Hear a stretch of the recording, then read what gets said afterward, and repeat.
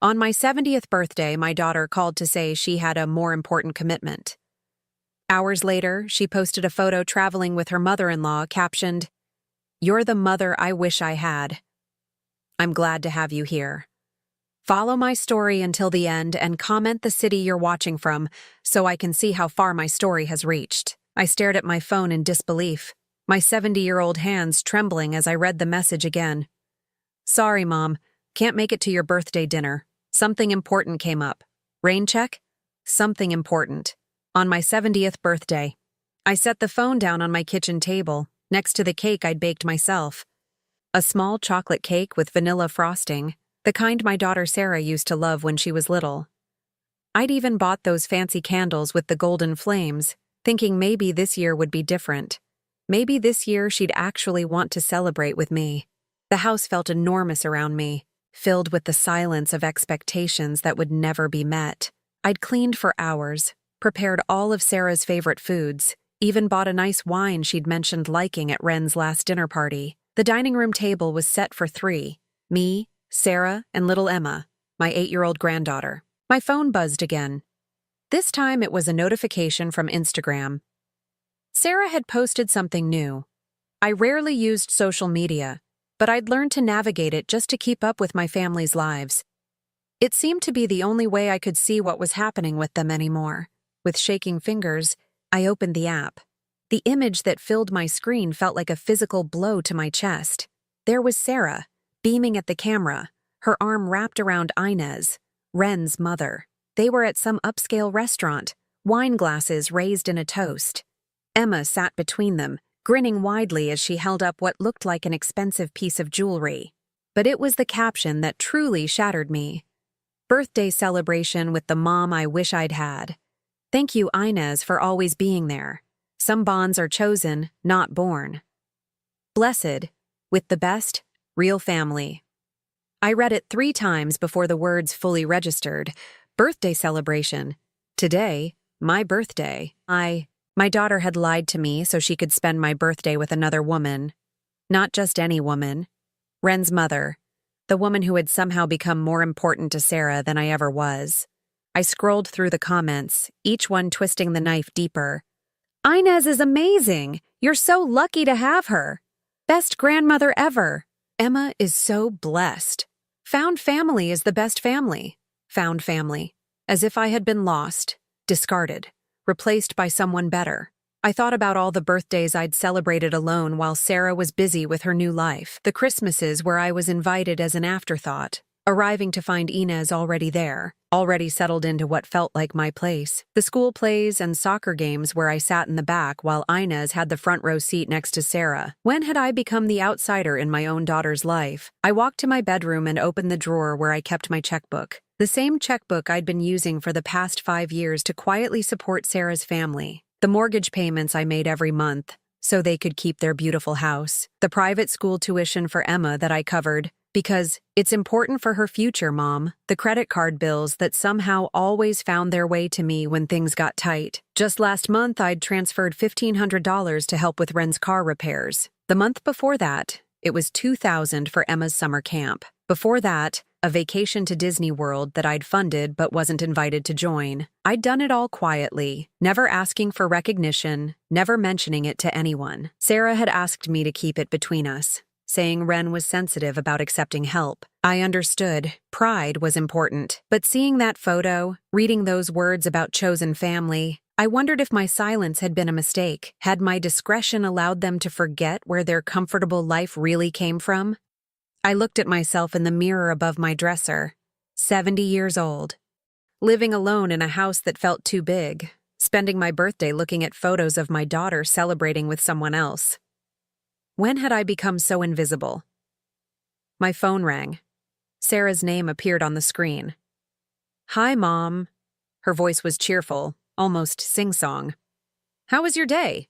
Did you do anything special for your birthday?" I stared at my reflection as I answered. It was quiet. "Oh, that's nice. Sometimes quiet birthdays are the best.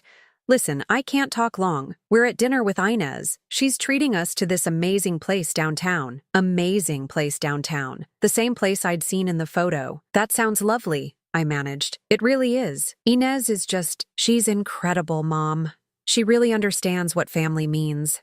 Anyway, we'll definitely get together soon, okay? Love you. She hung up before I could respond. I sat on the edge of my bed, still holding the phone. She'd called to tell me about her wonderful evening with another woman on my birthday. The woman who really understands what family means. And somewhere in that moment, something inside me shifted. It wasn't anger yet. That would come later. It was something colder, quieter. It was the sound of illusions finally breaking. For 5 years, I'd been funding a life that didn't include me. For 5 years, I'd been paying for my own exclusion, my own replacement. But not anymore. The next morning, I sat at my kitchen table with a cup of coffee and 5 years' worth of bank statements spread out in front of me. I'd barely slept, my mind racing with questions I'd never allowed myself to ask before. The numbers told a story I hadn't been willing to see. $20,800 monthly mortgage payment, paid automatically from my account for the past 4 years. One $200 monthly payment to Westfield Academy for Emma's tuition. Another automatic transfer I'd set up when Sarah explained how important private education was. Credit card payments ranging from $800 to $3,500 monthly, covering everything from groceries to gas to what looked like an extensive shopping habit. Then there were the one-time transfers. $5,000 for a family vacation to Cabo last Christmas, a trip I'd only heard about through social media posts. $3,200 for new living room furniture. $2,800 for Ren's dental work. $4,500 for what the memo line called emergency home repairs. I calculated quickly in my head. Over the past 5 years, I'd given them nearly $180,000. $180,000. The amount staggered me. I'd been supporting an entire family's lifestyle while living modestly in my paid-off house, shopping sales at the grocery store, and wearing the same clothes for years because I don't need much at my age. I reached for my phone and called my bank. "Mrs. Anderson, how can I help you today?" The customer service representative's voice was artificially cheerful. "I need to review all automatic payments and transfers from my checking account," I said. "Everything going to Sarah Westbrook or Ren Westbrook?" "Certainly. Let me pull up your account." There was a pause, then keyboard clicking. "I show 7 active automatic payments to accounts associated with those names. Would you like me to read through them?" 7. I'd thought it was 3 or 4. "Yes, please." Monthly mortgage payment of $2,800 to First National Mortgage, account holder Sarah Westbrook. Monthly tuition payment of $1,200 to Westfield Academy for Emma Westbrook. Monthly payment of $450 to Visa ending in 4782. Account holder Ren Westbrook. Monthly payment of $320 to American Express ending in 1097, also Ren Westbrook. Monthly payment of $180 to Progressive Insurance for a 2021 BMW. Registered to Ren Westbrook. Monthly payment of $95 to Verizon Wireless for Family Plan. Account holder Sarah Westbrook. And a monthly transfer of $600 to a savings account under Emma Westbrook's name. My hand tightened around the phone. The insurance payment. When did that start? Let me check. That began 18 months ago. The memo line says car loan assistance. Car loan assistance. I remembered that conversation. Ren had been so upset about her car breaking down, and Sarah had called me in tears, saying they couldn't afford the payments on a reliable vehicle. I'd offered to help temporarily, just until they got back on their feet, 18 months ago. And the savings account for Emma? That's been active for 3 years. The memo line reads, college fund contribution. 3 years of building a college fund for my granddaughter. A granddaughter I saw maybe once a month, usually at uncomfortable family dinners where I felt like an intruder. After I hung up, I sat staring at the numbers. I wasn't just supporting them.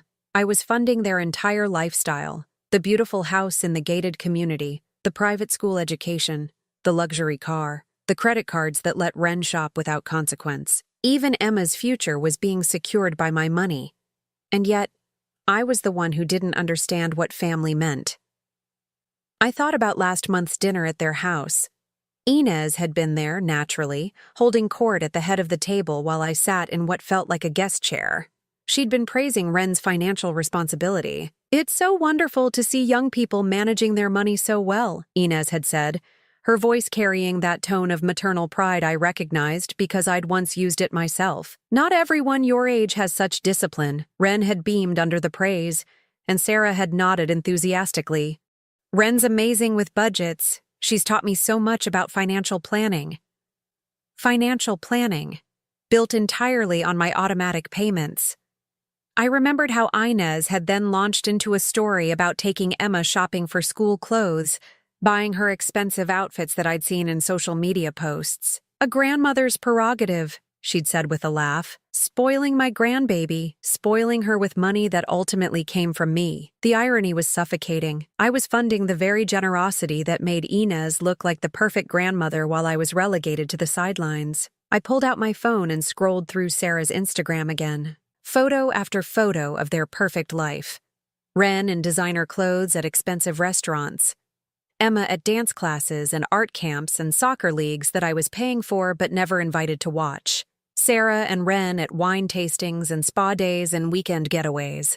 All of it made possible by me. None of it, including me. There was a photo from last month, Emma's dance recital. She was beautiful in a costume that probably cost more than I spent on clothes in 6 months. The caption read, "So proud of our little star. Thank you, Grandma Inez, for always being there to cheer her on. Proud family, dance queen." I remembered that recital. I'd asked Sarah about it, offered to come watch Emma perform. "Oh, Mom, it's really small," she'd said. "Just immediate family. You'd probably be bored." Immediate family. While I paid for the costume, the lessons, probably the after-party celebration too. I closed the app and sat in the growing darkness of my kitchen. For years, I'd told myself that being generous was what good mothers did, that supporting your children financially was an act of love, even if that love wasn't returned the way you hoped. But this wasn't love. This was being used, and tomorrow, I was going to start changing that. 3 days after my birthday disaster, I was still going through financial records when Sarah called. "Mom, are you feeling okay? You haven't called to check in like you usually do." I almost laughed at the irony. I hadn't called because I was too busy discovering how thoroughly I'd been taken advantage of. "I'm fine, honey, just busy." "Oh, good. Listen, I have amazing news. Inez surprised us with a weekend trip to Napa Valley. She booked this incredible resort and spa. Wren's been so stressed with work lately, and Inez thought it would be perfect for some mother-daughter bonding time." Mother-daughter bonding. The word stung, but I kept my voice neutral. "That sounds lovely." "It really is. She's so generous, Mom. She just thinks of everything. The resort has this amazing spa, and she's treating Wren to the full package. Massages, facials, the works. She even bought Wren this gorgeous new outfit for dinner at the resort restaurant. I don't know what we did to deserve someone so thoughtful in our lives." I gripped the phone tighter. How wonderful that she can afford to be so generous. I know, right? She has such a big heart. And she loves Wren like her own daughter. Sometimes I think Wren is closer to Inez than she is to her own mother. After Sarah hung up, I sat staring at my credit card statements. Specifically at Wren's credit card statements that I'd been paying for 3 years. There it was, Nordstrom 2 days ago, $847, Sephora, the same day, $312, and yesterday, a charge to something called Luxury Travel Concierge for $200. I grabbed my laptop and Googled the company. They specialized in enhancing your travel experience with premium upgrades and exclusive packages. Wren had used my credit card to pay for upgrades to Inez's generous gift, the spa treatments Sarah was praising, the special dinner outfit. I was funding it all. Inez was getting credit for generosity she could afford because I was paying Wren's bills. The pattern was suddenly, sickeningly clear. I spent the next hour going through months of credit card charges, cross-referencing them with Sarah's social media posts. Every generous gesture Inez made for the family corresponded with charges on my cards. The expensive birthday dinner for Emma's 8th birthday, where Inez was praised for spoiling her granddaughter. Wren had charged the dress, shoes, and gift to my card the day before. The surprise weekend trip to Disney World that Inez had spontaneously planned, Wren had used my card to book their flights and hotel upgrades. Even the recent family photos where everyone looked so perfectly dressed, I was paying for the outfits that made them look successful enough to deserve Inez's largesse. I was funding my own replacement. My hands shook as I reached for my phone and called Ren directly. She answered on the third ring, her voice bright and cheerful. "Hi, Wanda. How are you?" "I'm well, dear. I was just wondering, how was your weekend trip to Napa?" "Oh my gosh, it was incredible. Inez is just amazing. She booked us into this resort that was like something out of a magazine.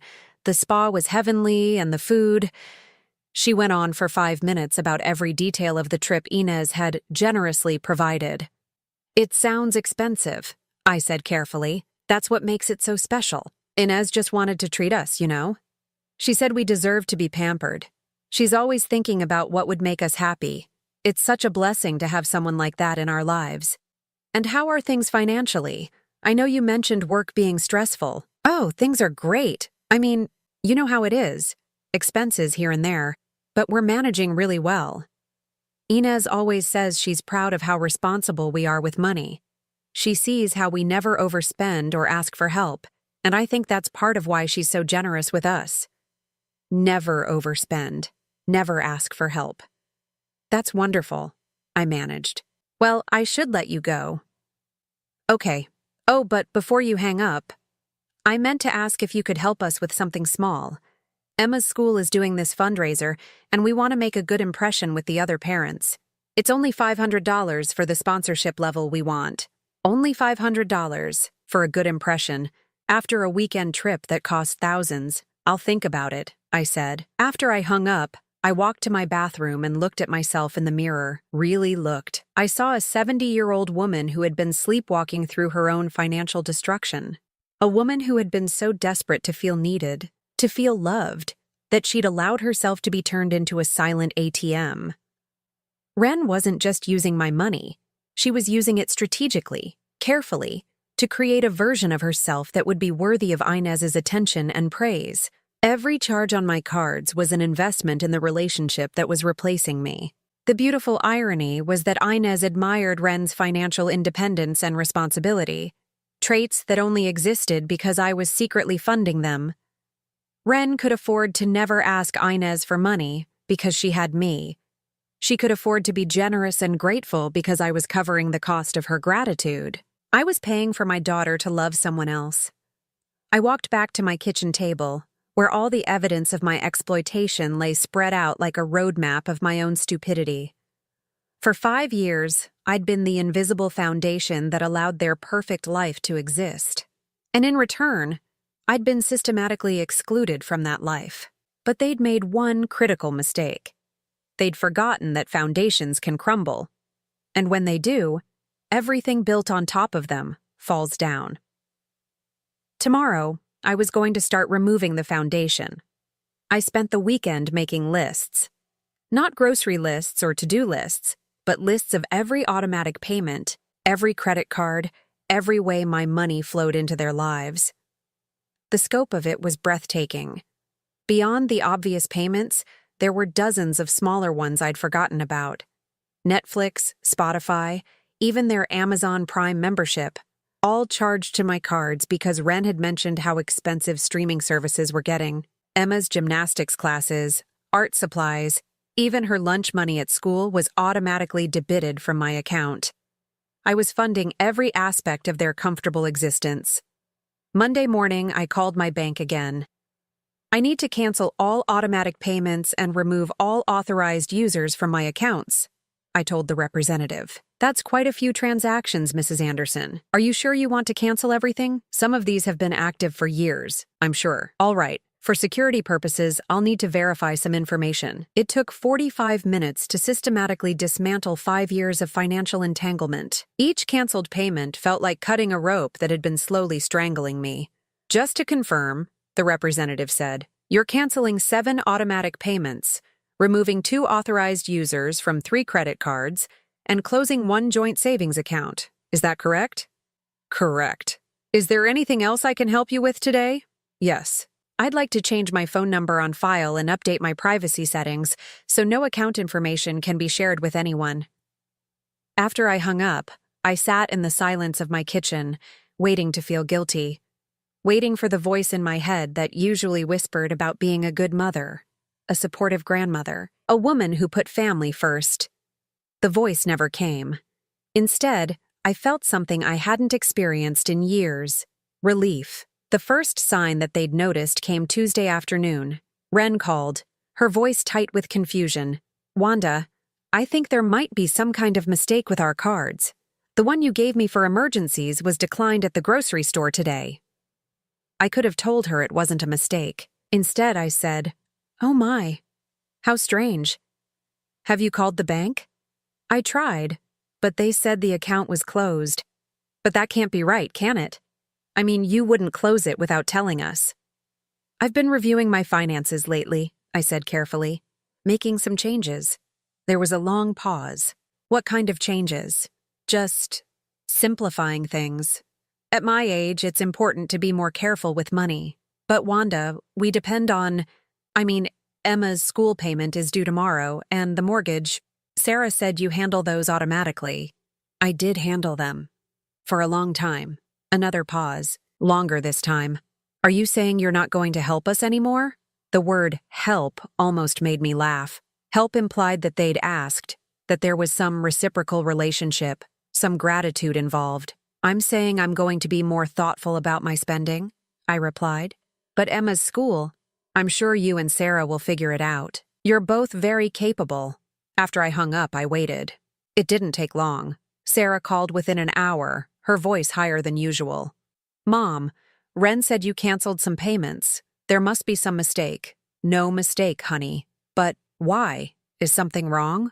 Are you having money problems?" "Money problems. After giving them nearly $200,000 over 5 years. I'm fine financially. I'm just making some adjustments to my budget." "Adjustments? Mom, we're talking about Emma's education, our house payment. These aren't things you just adjust." "Actually, Sarah, they are. They're my adjustments to make." "I don't understand." "You've never minded helping before. You said family was important, that you wanted to help secure Emma's future." She was right. I had said those things, but that was when I thought I was investing in relationships, not funding my own exclusion. "Things change," I said simply. "Mom, please, if this is about my birthday, I told you we could do something together soon.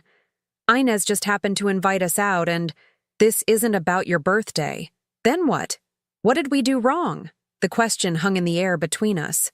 What had they done wrong? Everything and nothing. They'd accepted my money gratefully while systematically pushing me out of their lives. They'd used my generosity to build relationships with other people while treating me like an obligation. But I didn't say any of that. Instead, I said, "You didn't do anything wrong, Sarah. I'm just choosing to spend my money differently." "Differently how?" "On myself." The silence that followed was deafening. "On yourself?" Sarah's voice was sharp now. "Mom, you barely spend anything on yourself. You live in that same house, drive that same old car, wear the same clothes for years. What could you possibly need money for?" And there it was, the assumption that had been underlying everything for years. That I didn't need anything. That I didn't want anything. That my purpose was to provide for them while asking for nothing in return. "Maybe I want to find out," I said. "Find out what?" "What it feels like to matter in my own life." I hung up before she could respond. Wednesday brought desperation. Both Sarah and Ren called multiple times. I let the calls go to voicemail. "Mom, please call me back. We need to talk about this. Emma's school is asking about the tuition payment. Wanda, I don't understand what's happening. Can we please sit down and discuss this like family?" Thursday, the calls became angry. "Mom, this is ridiculous. You can't just cut us off without warning. We made commitments based on your help. Wanda, this isn't fair. You know we can't afford these payments on our own." Sarah's beside herself with worry. Friday brought panic. "Mom, the bank called about the mortgage. Please, we can work this out. Just call me back." "Wanda, please. Emma doesn't understand why she might have to change schools. How do I explain this to an 8-year-old? I listened to each voicemail once, then deleted it. Each message revealed more about how they really saw me. Not as a mother or grandmother, but as a resource to be managed. None of them asked if I was okay. None of them wondered if something was wrong in my life. They only cared about the money stopping. Saturday morning, I drove to the bank and opened a new checking account. Then I went to a travel agency I'd passed 1,000 times but never entered. I'd like to plan a trip, I told the agent, a young woman with kind eyes and an encouraging smile. Wonderful! Where would you like to go? I thought about all the places I'd helped fund for other people. Napa Valley, Disney World, Cabo, all trips I'd paid for but wasn't invited to join. Somewhere I've never been, I said. Somewhere beautiful. And expensive. The agent smiled wider. Now that sounds like the best kind of adventure. For the first time in 5 years, I was going to spend my money on creating memories for myself, not paying for someone else's perfect life that didn't include me. By the second week, the real panic set in. I was sitting in my garden, reading a travel brochure about Scotland when Sarah's car pulled into my driveway. Through the window, I could see her frantically dialing her phone, probably calling Ren to announce her arrival. I didn't get up. Let her come to me. The doorbell rang 3 times before I answered. Sarah stood on my porch looking haggard, her usually perfect hair pulled back in a messy ponytail, her eyes red-rimmed. Mom, thank God, we need to talk. Hello, Sarah, come in. She followed me to the living room, where my travel brochures were spread across the coffee table. Her eyes landed on them immediately. Are you planning a trip? I am. Where? Scotland, maybe Ireland after that. I haven't decided yet. She stared at the brochures like they were evidence of some crime. Mom, we can't afford the house payment this month. The mortgage company called yesterday.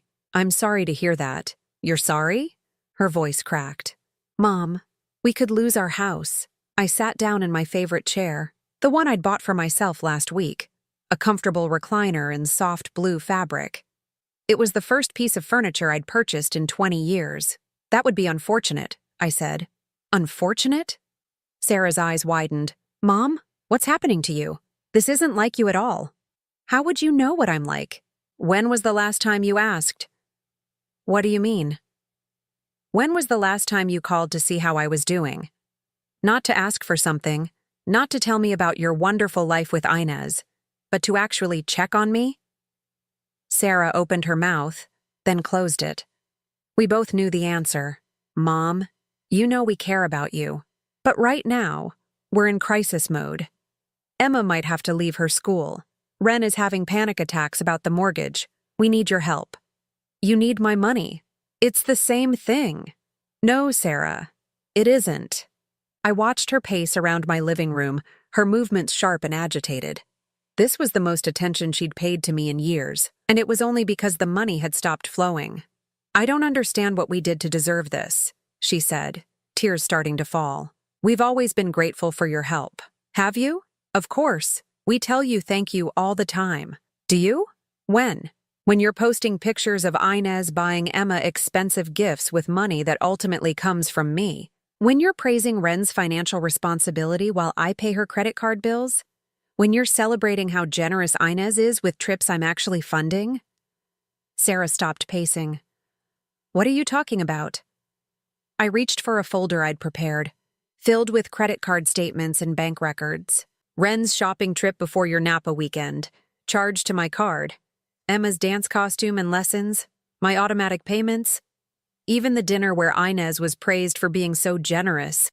Ren used my credit card for her outfit that night. Sarah's face went pale as she flipped through the papers. I've been funding my own replacement for 5 years, I continued, paying for Inez to look like the perfect grandmother while I was pushed to the sidelines. Mom, Ren didn't mean what? To use my money to buy Inez's approval? To create a life so comfortable that you didn't need me for anything except paying bills? That's not how it was.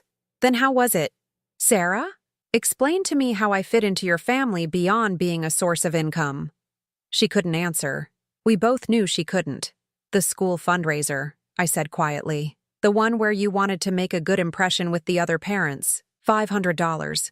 After spending thousands on a weekend trip. Do you know what that told me? Sarah shook her head. It told me that you thought I was stupid, that I wouldn't notice, that I would just keep paying and paying while you built relationships with everyone except me. Mom, please, we can fix this. We can include you more. No, The word hung in the air between us. No, Sarah, you can't fix 5 years of making me feel like an outsider in my own family. You can't fix the fact that my granddaughter barely knows me because you've made Inez the important grandmother. You can't fix birthday dinners where I'm an afterthought and Instagram posts that celebrate everyone except the person who makes it all possible. So what are you saying? You're just going to abandon us? I'm saying I'm going to live my life. For me. Finally. Sarah sank onto my couch, crying harder now. What about Emma? You're punishing her for our mistakes. Emma will be fine. Children are resilient. But more importantly, she'll learn what real relationships look like instead of growing up thinking love can be bought. We do love you, Mom. Do you? Or do you love what I provide? She couldn't answer that either. After Sarah left, I called the travel agent and booked my trip to Scotland. 3 weeks, staying in castle hotels and bed and breakfasts I'd only dreamed about visiting. The total cost was more than I'd spent on myself in the past 5 years combined. That evening, Ren called. Wanda, please. Sarah told me what you said, but you have to understand, we never meant to make you feel left out. Inez is she's very involved. And sometimes it feels like we have to choose sides. You did choose sides. But we can fix this. We can set boundaries with Inez. We can make sure you're included in everything.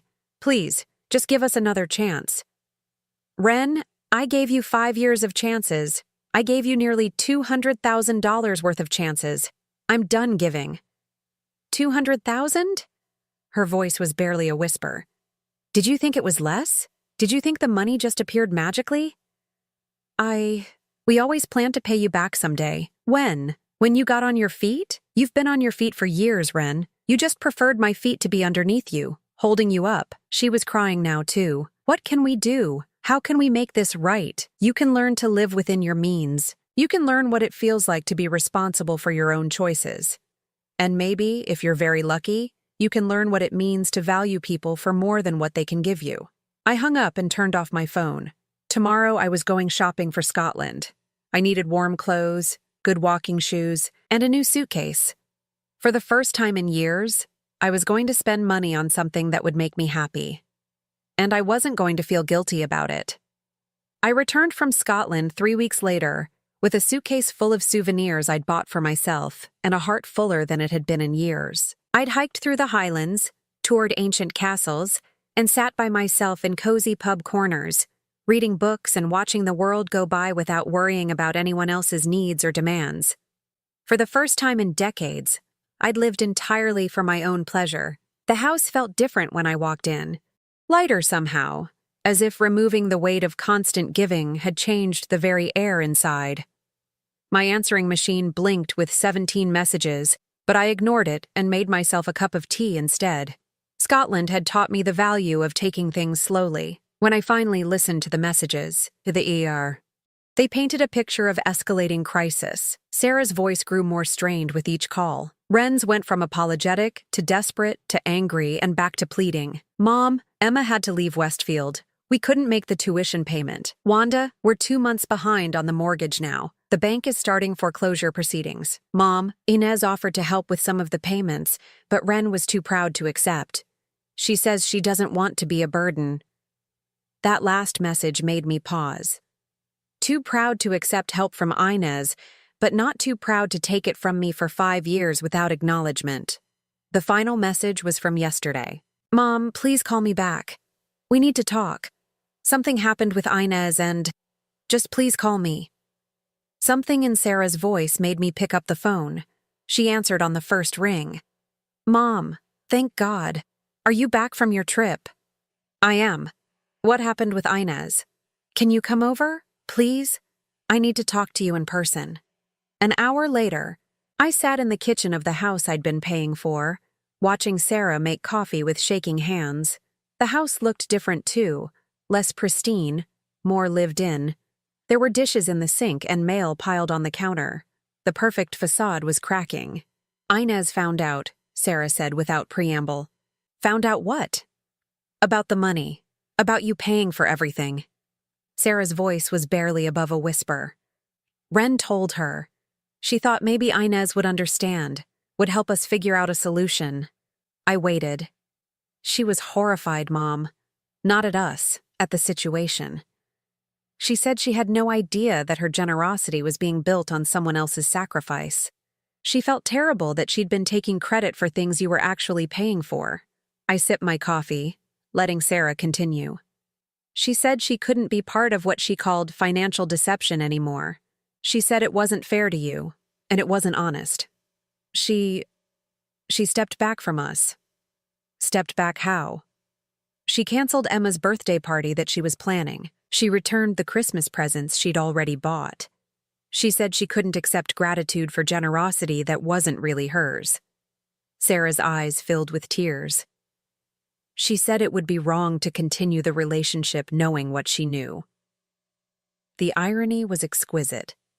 Inez, the woman who'd replaced me in my daughter's affections, had more integrity than my own family. Emma's been asking where Grandma Inez went, Sarah continued. I don't know what to tell her. And Ren is devastated. She says Inez was the closest thing to a real mother she ever had. And now you understand why I stepped away too. Sarah nodded miserably. Mom, I'm so sorry. I didn't see it. I didn't see how we were using you. I thought we were just accepting your help gratefully, while making sure I knew I wasn't really wanted. We didn't mean. She stopped, then started again. You're right. We did make you feel unwanted. We took your money and gave our attention to someone else. We treated you like a bank instead of a mother. It was the first real acknowledgement I'd received in 5 years. What happens now? I asked. I don't know. We're going to lose the house. Emma's already at the public school, which is actually fine. She's making friends there. Ren got a second job. We're selling her BMW and buying something used. Sarah looked around the kitchen. We're learning to live on what we actually make. How does that feel? Scary, but also honest? For the first time in years, when someone compliments us on something, we know we actually earned it. We sat in silence for a while, drinking coffee in the kitchen I'd helped them afford. Mom, I know I don't have the right to ask this, but is there any chance we could start over? Not financially, she added quickly. I mean relationally. Could we try to build something real? I thought about Scotland, about the peace I'd found in living for myself, about the travel brochures still spread on my coffee table and the plans I'd made for Ireland in the spring. I don't know, I said honestly. It would have to be different. How? You'd have to actually want me there, not just when you need something, not just because you feel obligated, but because you genuinely enjoy my company. I do enjoy your company. Mom, I forgot how to show it. Then you'll have to learn again, and it might take time. Sarah nodded. I understand. And Mom? Your trip to Scotland. How was it? I smiled, remembering the castles and the countryside, the freedom of traveling where I wanted when I wanted. It was wonderful. I'm planning another trip in the spring. That's amazing. I'd love to hear about it sometime, if you want to share, if I wanted to share. Not because she needed something from me, but because she was interested in my life. It was a start.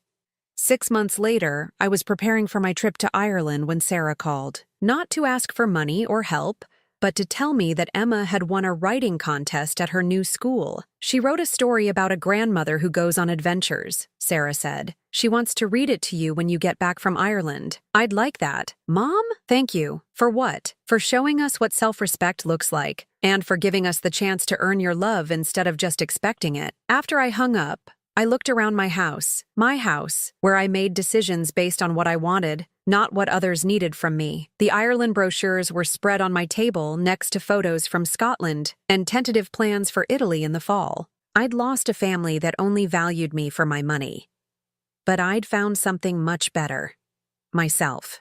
And for the first time in my 70 years, that was enough. Now I'm curious about you who listened to my story. What would you do if you were in my place? Have you ever been through something similar? Comment below, and meanwhile I'm leaving on the final screen 2 other stories that are channel favorites, and they will definitely surprise you. Thank you for watching until here.